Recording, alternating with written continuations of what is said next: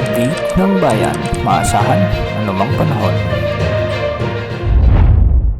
Magandang araw po sa ating lahat. Narito na ang latest update sa lagay ng ating panahon ngayon at sa susunod na 24 oras. Sa kasalukuyan ay nakakaapekto pa rin ang shear line sa Southern Luzon, samantalang nakakaapekto naman ang hanging amihan o northeast monsoon sa bahagi ng Northern at Central Luzon. Dahil nga sa umiiral na shear line, mapapansin natin sa ating satellite animation na may mga kaulapan sa bahagi ng Metro Manila, Rizal, Laguna, Cavite, Quezon Province, Oriental Mindoro, Marinduque, Isabela, Quirino, sa may Aurora, Nueva Ecija at Bulacan. Ang mga lugar na ito ay makakaranas ng maulap na kalangitan na may mga kalat-kalat na pagulan at pagkidlat, pagkulog.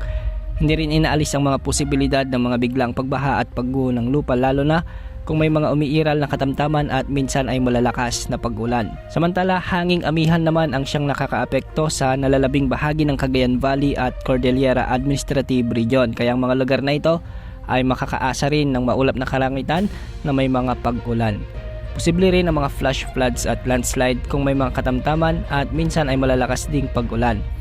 Samantala sa Ilocos Region at nalalabing bahagi ng Central Luzon ay magiging bahagyang maulap hanggang sa maulap din ang mga kalangitan na may mga isolated light rains o kalat-kalat na mahihinang pag-ulan, dulot pa rin ng malamig na amihan. At sa nalalabing bahagi ng ating bansa, particular sa bahagi ng Visayas, ay magiging bahagyang maulap hanggang sa maulap naman ang mga kalangitan na may mga isolated rain showers and thunderstorms. Ito ay dulot ng umiiral na localized thunderstorms. Sa Mindanao naman, mapapansin natin sa ating satellite animation na may mga kaulapan at pag-ulan sa bahagi ng Soc-Sargen sa may Zamboanga Peninsula at Sulu Archipelago. May mga inaasang pag-ulan din sa bahagi ng Lanao Provinces at Northern Mindanao, dulot pa rin ito ng umiiral na localized thunderstorms. Samantala sa kasalukuyan ay wala naman tayong binabantayang sama ng panahon sa loob ng Pag-asa Monitoring Domain, ngunit inaasahan na sa unang linggo ng forecast period ay may posibleng mabuo na tropical cyclone-like vortex o mga sama ng panahon gaya ng low pressure area malapit sa western boundary ng Pag-asa Monitoring Domain. Pero mababa naman ang tsansa na ito ay mag-develop bilang isang bagyo. Para sa ikalawang linggo naman ng forecast period ay posibleng may mabuong tropical cyclone-like vortex o mga LPA sa loob ng ating area of responsibility at inaasang papasok ito sa Philippine Area of Responsibility at tatahakin ang direksyon papunta sa may Visayas at Southern Luzon area.